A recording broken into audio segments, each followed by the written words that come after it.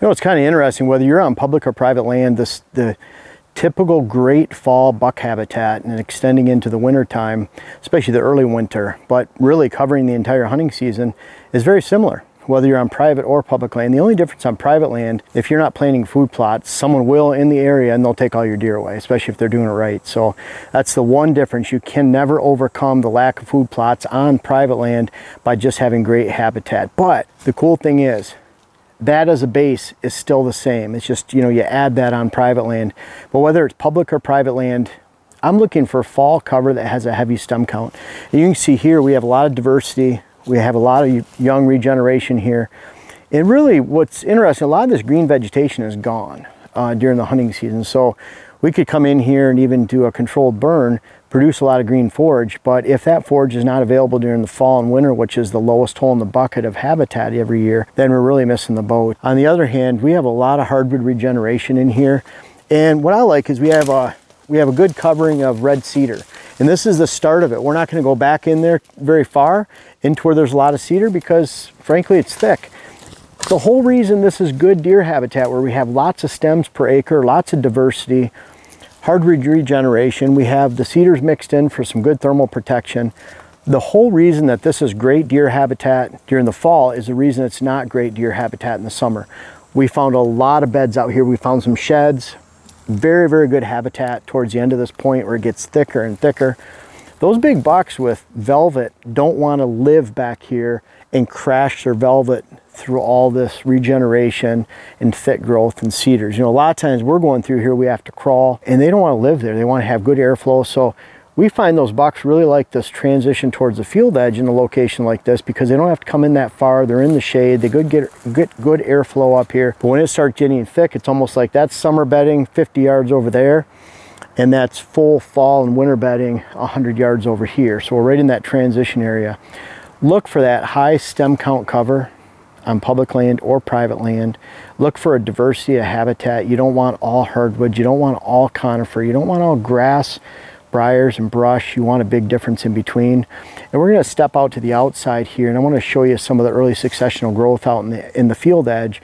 And that creates more browse, but it also creates a lot more stem cover too. And so we're looking for that mix when it comes to habitat, where you have thick cover, you have open growth, and where you can find that all taking place in one spot, whether it's swampland, going to hardwoods, going to early successional growth, clear cuts, old growth versus medium growth, where you find that all coming together. That's where you're going to find mature bucks. That's the type of cover that they want during the fall. We'll talk about food sources in a second, but let's go and look at some of this early successional growth, which equals some of the best buck habitat around. The only thing is it's kind of open, so it's hard to protect that area unless you're very careful with how isolated it is or the screening around it. Maybe it's an isolated hilltop, knoll, or field in a valley where there's not a lot of hunting pressure. Let's go take a look out at there. But this type of fall habitat is a lot different than the open hardwood canopy that bucks prefer during the summertime. And that's just one more reason why bucks live in one spot during the summertime. And then they experience that annual fall shift that I talk about all the time in September to October, where they transition to their fall habitat. And that's why those people in the summer, they think those bucks went nocturnal. They're just simply looking for this type of habitat adjacent to high quality food. And that's where they're going to hold up all fall and especially into the early winter months, which covers your entire hunting season. So let's go step outside and look at some great early successional growth and why that equals great habitat for the fall, winter, and the entire deer season. Now, this is an exceptional example of early successional growth. We have lots of trees, white oak, red oak coming in here, cherry. We have lots of shrubs, goldenrod, ragweed, little bits of clover, alfalfa, but there's a lot of field edge and food source coming in here. And it's not so much cover. No, this can be cover, but you can see there's some holes in here in the cover. So unless this is a very remote location, a lot of deer don't feel comfortable in here, but they'll be just inside the edge of the cover and inside the timber. Sometimes, like pockets like this, you kick a big buck out of. So you really got to look for areas like this, but you can find this type of location on public or private land. Great early successional growth, high stem count, lots of browse. And this is browse the deer aren't really looking at during the summertime. They don't care about this too much. But boy, every one of these will be nipped during the fall and winter as you're browsing out here and then bedding back in there. So you look for this adjacent high stem count cover. maybe some conifer, you have this upland mix. Maybe this is a old clear cut on public land and it's just taken a while, especially with hardwoods, to take shape. But that brings us to the final topic when it comes to finding great fall buck habitat. We're looking for stem count, we're looking for hardwood regeneration, we're looking for a lot of different types of habitat coming together, whether it's low or highland, big hardwoods, young hardwoods. But you have to have that food component, because great cover is dead without quality food. Now on public land, if you have clear cuts patchworked back in that public land, a lot of state lands are like that, then those deer are going to be very nomadic. They're always looking for those fresh clear cuts, especially that are 1 to 5 years old, 6 or 7 years old up north because they grow slower, 1 to 3 or 4 years old in southerly locations, whether that's West Virginia, Tennessee. You're looking for those clear cut edges where you have quality food in the clear cuts out on public land. You mix that with this type of habitat, then you're going to have the perfect 1-2 punch for quality habitat, quality food on public land. Look for that, hunt it. Hunt that public land clear cut just like you would a cornfield. And then I'm looking at private land. We're taking all this habitat right here, same type of habitat. The only difference is on private land, we're looking for great opportunity for good food plots. You see a lot of these trees that are in here, I've run them over with a Kubota and sprayed them, and we'll eventually cut these off. You can see how it's more cleared up towards the corn up there, neighbor's ag field. So we're taking the same type of habitat that I would look for on public land. The only difference is we're adding food plots, because if we didn't add this, well, I just look at it this way, my property on the other side of this hollow, the one on the other side of the hollow from that, it's all connected here. If we didn't have food like last year, they didn't on this newer piece at 67 acres, then we took a lot of the deer and put them over there because they're unpressured food sources. They were quality food sources that lasted the entire season. We're looking to do the same over here. Now this food plot right here is about 2.5 to 2 3/4 of an acre. We're planting half of that in corn. It's already planted. The other half we're going to throw seed on the ground. And you see how I've already sprayed it twice. You see what it's done to the soil. It's exposed. We'll be able to put brassica on here, and then we'll put heavy peas, light oats. We'll top dress that with rye, heavy rye later. We'll do that all in August. We'll top dress the rye on just the pea and oats side in early September. And next year, this will turn into, this green area will turn into our ultimate no-till. We're using the buckwheat and putting those larger seeds like late planted beans, peas, and oats into the standing buckwheat, crushing it down. The bottom line is, whether we have the ultimate no-till or we're starting fresh right like we are right now, this will turn into a great food plot space here, and that'll drive this great cover right here. It will actually hold deer back there because of this food here.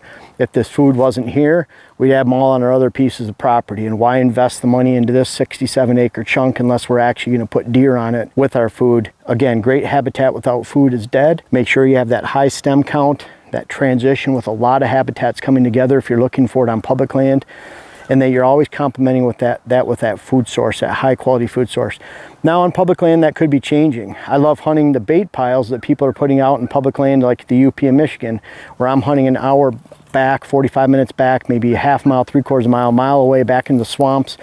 Those deer are hitting those hardwoods and those bait piles at night. They're coming out into the swamps. That's where I love to hunt them. It might be that you're hunting the edges of a clear cut that's remote, or you're hunting distance, as there's a lot of people around that clear cut and they're pushing back in.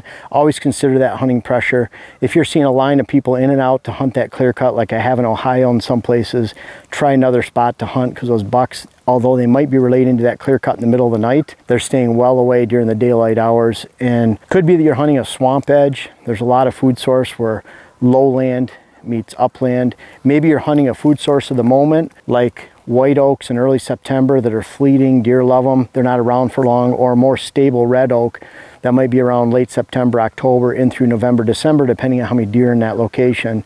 You can always hunt those food sources. Always be mobile on public land. You're looking for deer to pressure those deer, move them out, change into another location. You might want to go even more remote as the season goes on public land. On private land, we have this food plot they're planting here. If we pressure this food plot and spook the deer off it, they're all going to be back on the other property on that side, so we don't want to do that either. Unpressured food sources next to a diversity of habitat is a great way to find the best fall deer habitat. And what's interesting too, always keep in mind that a mature buck, as that buck ages, he's very familiar where the best food sources are in the area. It's pretty interesting that regardless of the type of cover he has, if he can find that standing, remote, unpressured, high quality food source in November and December. It's amazing how far he will travel, 1.5 miles, 2 miles, to find that, set up shop, and if he's not pressured, he'll stay through there through the end of the season. And that's why some of those bucks disappear. You apply too much pressure in a great habitat area, even if you have great food sources. If you apply that pressure, he's going to be gone. The older he gets, the more he's willing to travel a greater distance. He'll find that food source. Those does, fawns, young bucks, they're the great deceivers. You can push those around a little bit. They'll stay in that location if they have quality food and habitat. They'll make you think everything's okay, but those bucks are going to move and find that high quality food source. And then if you add great habitat like this out here, they're going to stay all hunting season long. And guess what? You become the herd influencer. And it's pretty interesting. The same keys that'll build your herd for you on private land are the same ingredients you're looking for on public land. Find it in this off season. Find it from the air where all those transitions of habitat find. Find a remote location away from roads. Build it on your private land and they will come.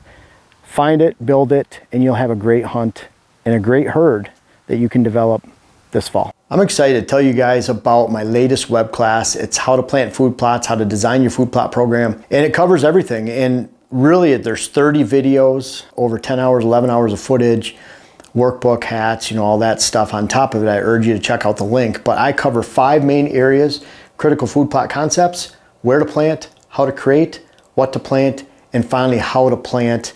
It takes you through that step by step so you can make your own decisions that apply to you and build a great high quality food plot program this year, whether you have decades of experience or no experience at all.